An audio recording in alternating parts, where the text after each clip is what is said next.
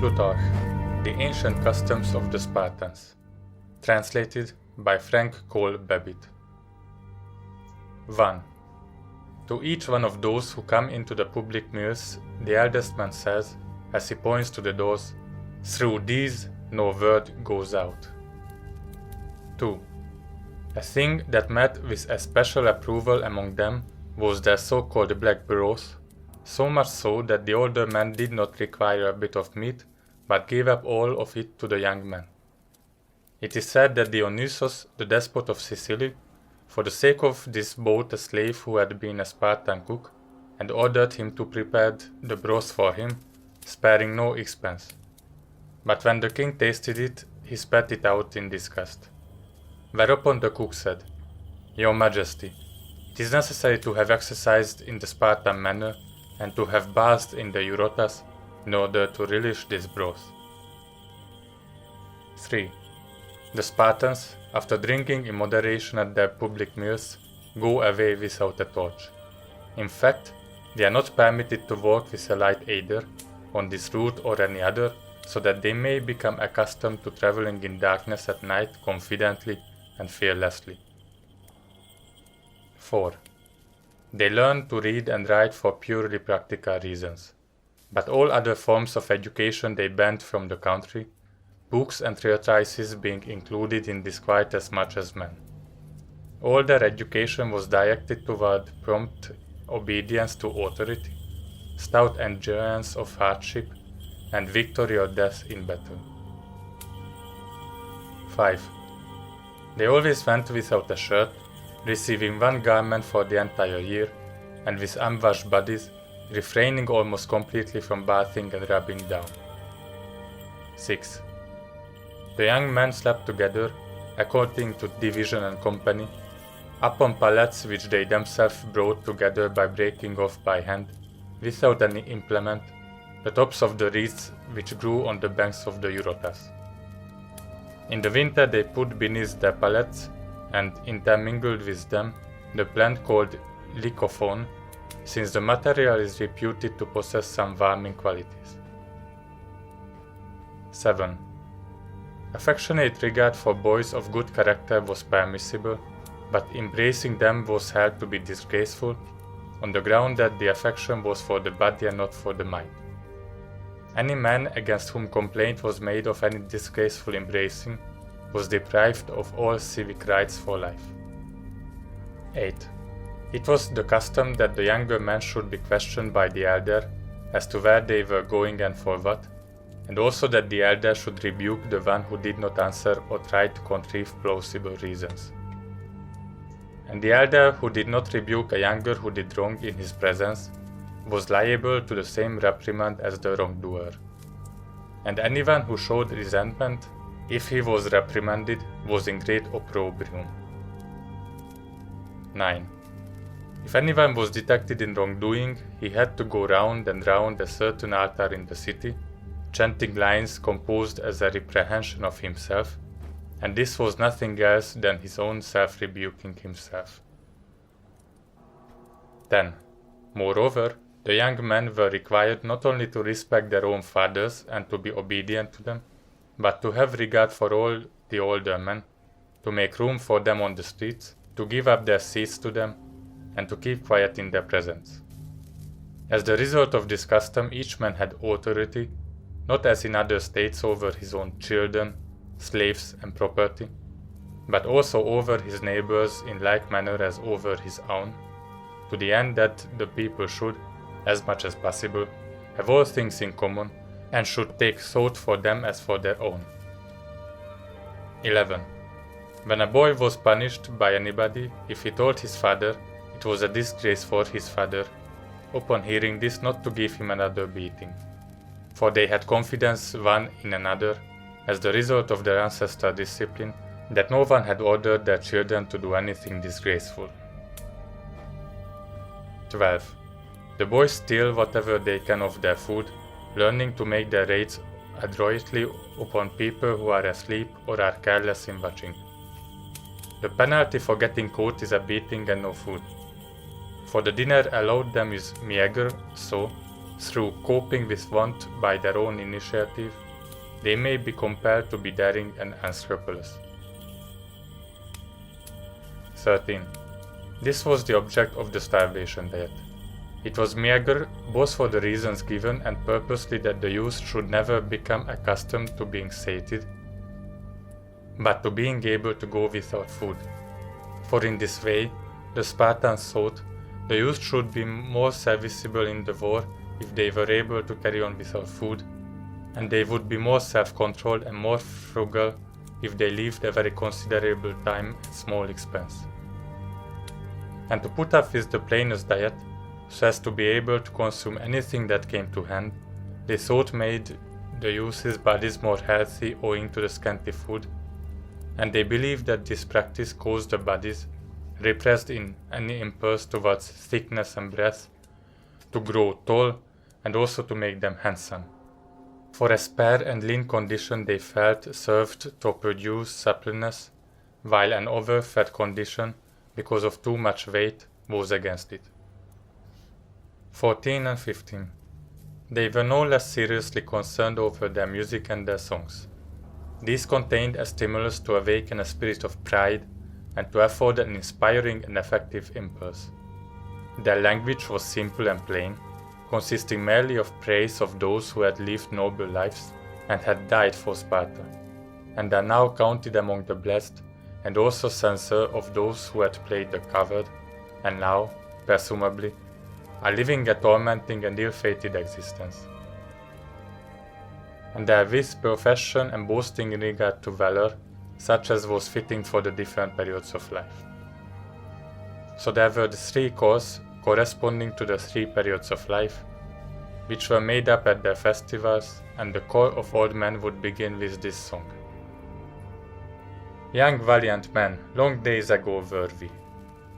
Then the corps of men in the prime of life would sing in response. And that are we, look, if you will, and see.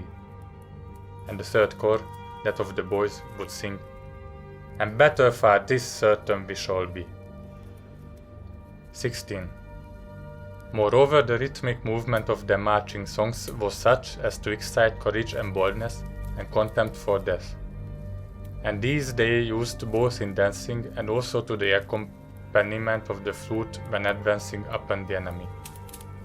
In fact, Lycurgus coupled fondness for music with military drill, so that the over-assertive warlike spirit, by being combined with melody, might have concord and harmony. It was for this reason that in time of battle the king offered sacrifice to the muses before the conflict, so that those who fought should make their deeds worthy to be told and to be remembered with honor. 17. If anyone presumed to transgress in any way the rules of the good old music, they would not permit this. But even Terpander, one of the oldest and the best harp player of this time, as well as a devoted admirer of the deeds of heroes, the Ephors none the less fined and carried away his instrument and nailed it to the wall because he put in just one extra string for the sake of the variety of the notes. For they approved only the simpler melodies. Moreover, when Timotheus was competing at the Carnean festival, one of the Ephors took a knife and asked him on which side he should cut out the superfluous strings beyond the usual 7. 18. Lycurgus did away with all superstitious fear connected with burials, granting the right to bury the dead within the city and to have the tombs near the shrines. He also abolished the pollutions associated with death and burial. He permitted the people to bury nothing with the dead, but only to enfold the body in a red robe and olive leaves, and all to treat their dead alike. He also did away with the inscriptions on tombs, except of those who had met their end in war, and also did away with mourning and lamentation. 19. It was not allowed them to go abroad, so that they should have nothing to do with foreign ways and undisciplined modes of living. 20. Lycurgus also introduced the practice of banning all foreigners from the country, so that these should not filter in and serve to teach the citizens something bad. 21.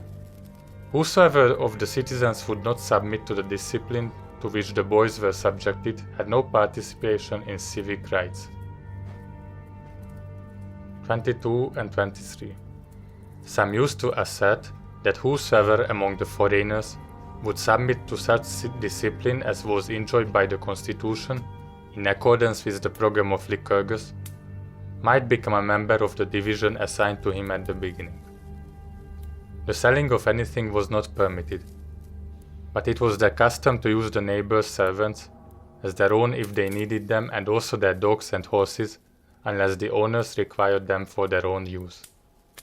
And in the country, if anyone found himself lacking anything and had need of it, he would open an owner's storehouse and take away enough to meet his needs, and then replace the seals and leave it. 24. In wars, they used red garments for two reasons. First, the color they thought was a manly color, and second, the blood red hue causes more terror in the minds of the inexperienced. Also, if any one of them received a wound, it is advantageous that it be not easily discovered by the enemy, but be unperceived by reason of the identity of color. 25. Whenever they overcame their enemies by outgeneraling them, they sacrifice a bull to Ares, but when the victory is gained in open conflict, they offer a cock, thus trying to make their leaders habitually not merely fighters, but tacticians as well. 26. To their prayers they add the petition that they may be able to submit to injustice. 27. And their prayer is that the gods give them fair and honorable requital for their good deeds, and that is all. 28. They worship Aphrodite in her full armor, and the statues of all the gods, both female and male, they make with spear in hand to indicate that all the gods have the valor which war demands. 29. Those fond of proverbs are wont to quote this on occasion. Jer ein hand use when fortune ye would call, thus indicating that calling on the gods for aid ought to be accompanied by effort and action on one's own part, or else they should not be invoked. 30. They used to make the helots drunk and exhibit them to the young as a deterrent from excessive drinking. 31. It was their custom not to knock on the outer doors, but to call from outside. 32. The strigils which they used were not made of metal, but of reeds. 33. They did not attend either comedy or tragedy, so that they might not hear anyone speak either in earnest or in jest against the laws. 34. Archilochus the poet, when he arrived in Sparta, they ordered to depart that very instant because they learned that he had written in his verses that it is better to throw away one's arms than to be killed. Shield that was mine, fair armor, now gladdens the heart of some scion. Sorry I left it behind tangled in brush in my path, but for myself I escaped from the clutches of death. That perdition take the old shield, for no worse surely I will get the next time. 35. The temples and religious services were open to maidens and youths alike. 36. The Ephors fined Sciraphidas because he was wronged by many. 37. They made away with a man who wore the very coarsest clothing because he inserted a border in his garment. 38. They reprimanded the young man from the gymnasium because he knew well about the road to Pylia. 39. Cephisophon, who asserted that he could speak the whole day long on any topic whatsoever, they expelled from the country, saying that the good orator must keep his discourse equal to the subject in hand. 40. The boys in Sparta were lashed with whips during the entire day at the altar of Artemis Orthia, frequently to the point of death, and they bravely endured this, cheerful and proud, vying with one another for the supremacy as to which one of them could endure being beaten for the longer time and the greater number of blows. and the one who was victorious was held in especial repute. This competition is called the flagellation, and it takes place each year. 41. One of the noble and blessed privileges which Lycurgus appears to have secured for his fellow citizens was abundance of leisure. In fact, it was not permitted them to take up any manual trade at all, and there was no need whatever of making money, which involves a toilsome accumulation, nor of busy activity, because of his having made wealth wholly unenvied and unhonored.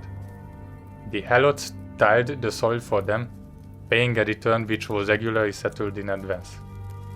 There was a ban against letting for a higher price, so that the helots might make some profit, and thus be glad to do the work for their masters, and so that the masters might not look for any large return. 42. It was forbidden them to be sailors and to fight on the sea. Later, however, they did engage in such battles, and, after they had made themselves masters of the sea, they again desisted, since they observed that the character of the citizens was deteriorating sadly. But they changed about again as in all else. For example, when money was amassed for the Spartans, those who amassed it were condemned to death. For to Alcamenes and Theopompus, their kings, an oracle had been given. Eager desire for money will bring the ruin of Sparta. Yet, nevertheless, when Lysander had taken Athens, he brought home much gold and silver, and they accepted it and bestowed honors on the men. As long as the Spartan state adhered to the laws of Lycurgus and remained true to its oaths, it held the first place in Greece for good government and good repute over a period of 500 years.